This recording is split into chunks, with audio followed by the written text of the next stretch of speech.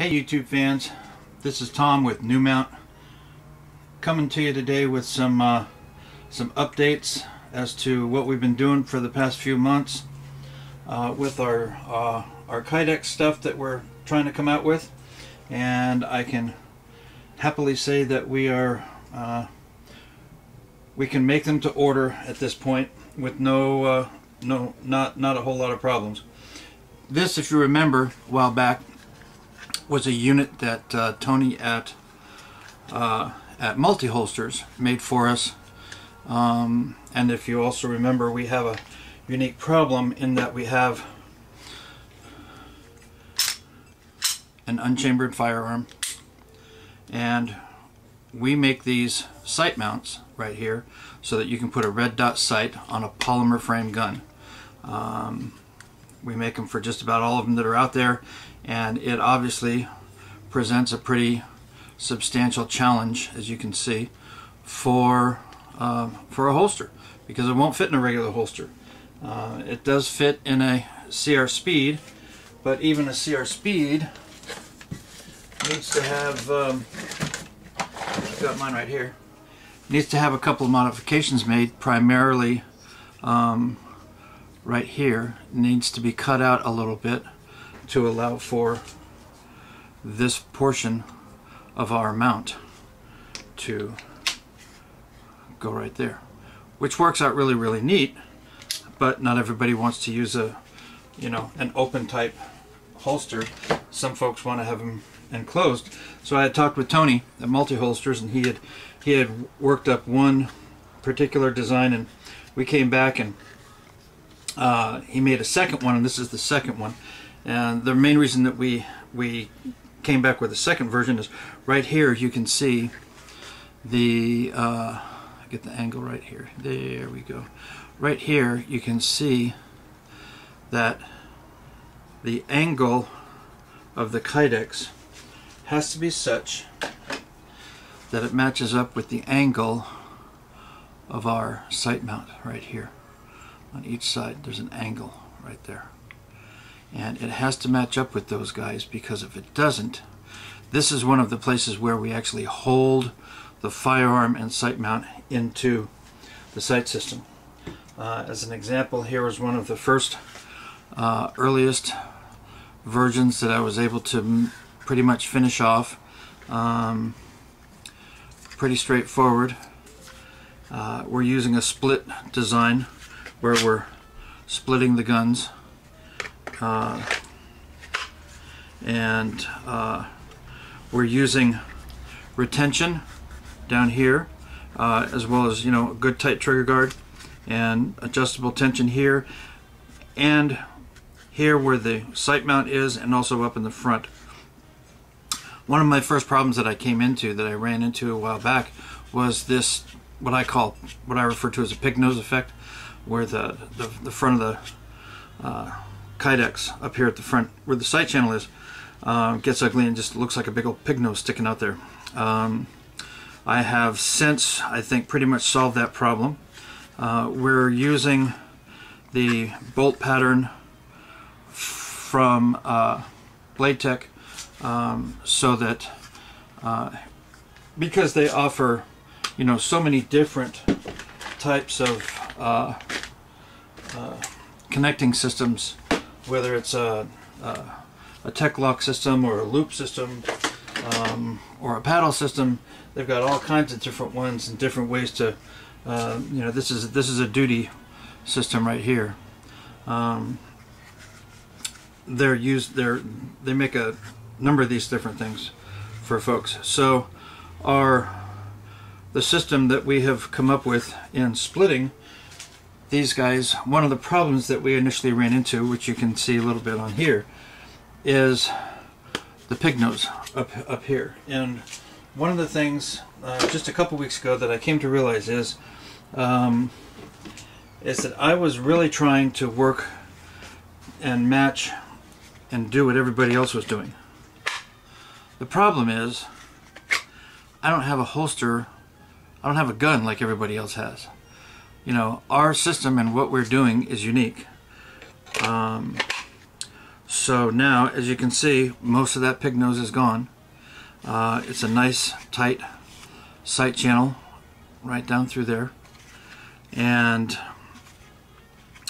in the split design we're doing a block system behind the sight. We're doing a block system here behind the sight mount, and we're using a just a button like everybody else does to raise that up.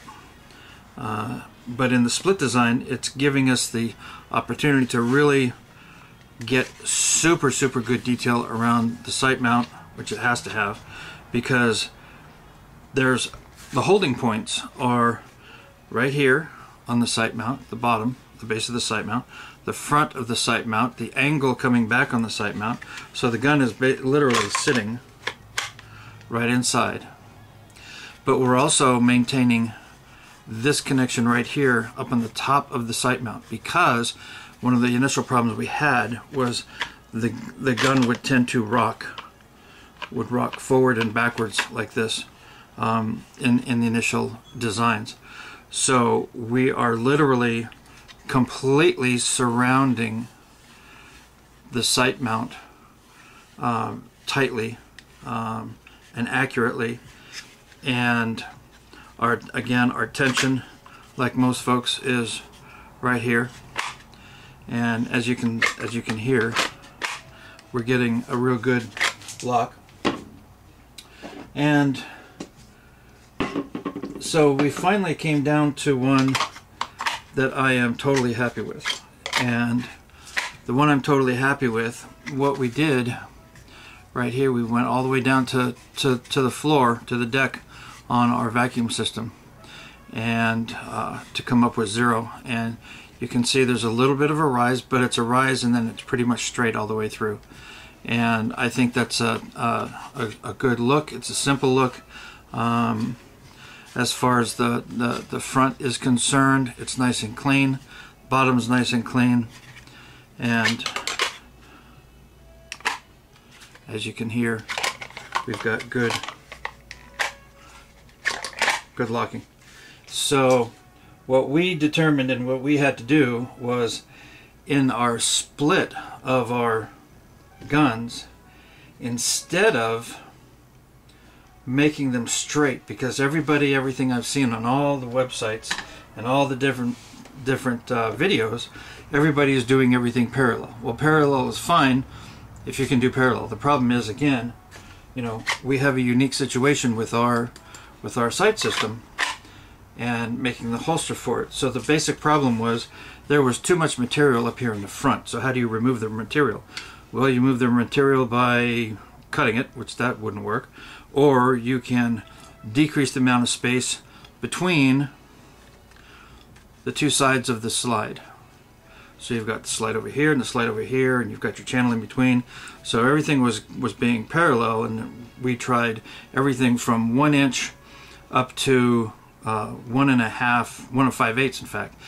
But the second problem is that this right here area is just a touch over 1 inch. It's 1.1 inches.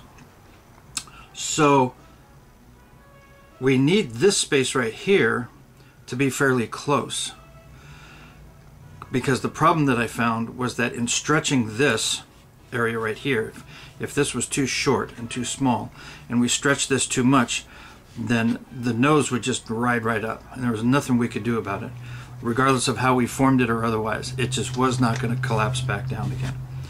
So by angling the two sides, making this width here just under an inch, about 7/8 of an inch, and decreasing the front, it decreased the amount of material that was up here all the way across the board, and that is what allowed us to come up with these holsters. So that's about it. And we are also, as you can see, I've already worked out and put together a little belt loop. But again, we're using the same bolt pattern as the blade ticks, and I'm also working on a paddle, a couple of different paddles that we're in the middle of, and we've also started looking into the whole rivet thing, and you know, got that equipment doing that stuff too. So that's about it. I didn't want to bore everybody. I'm sure you guys can see all this. The reason I put it up there is just so that you could see it. And basically, these are failed attempts at making things work, and different things trying in different states. There's a real good example of the pig nose effect that I was referring to. So yeah, that's where we are. And so if you happen to have one of our sight mounts and you need a holster for a 3-gun match, or just range work, or IPSC, USPSA, if you want to run open class, give us a call. Thanks for watching, and talk to you soon.